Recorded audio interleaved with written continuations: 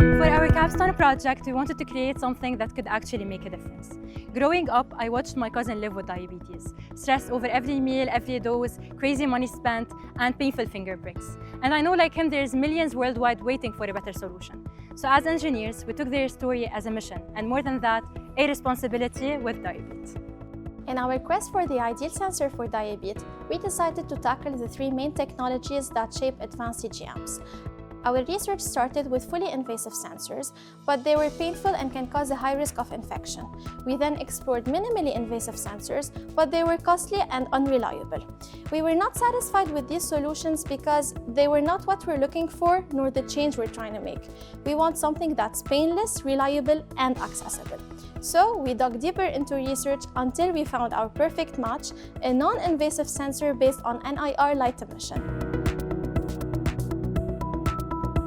Next, we moved to the chemistry lab, where we worked with controlled glucose samples. We collected readings and studied how light interacted with different glucose concentrations. Our goal was to validate our hypotheses as a measurable correlation. And after many trials, the data revealed a clear pattern supporting the feasibility of our non-invasive glucose measurement approach. Once the concept was validated, we moved to the hardware implementation, designing the housing to our electrical components and making the device wearable. Via the 3D printing done in our labs, we took our concept into a physical prototype. Then the assembly came with the circuit integration and intensive testing. At that point, the lab became our second home. Now I will walk you through how DiaBEAT came to be. It is a system of 3 modules connected together. First, we have the bracelet. It tracks glucose through the skin completely non-invasively and sends the data via Bluetooth. Next, we have the belt. It receives this data, pumps personalized insulin doses to the patient automatically.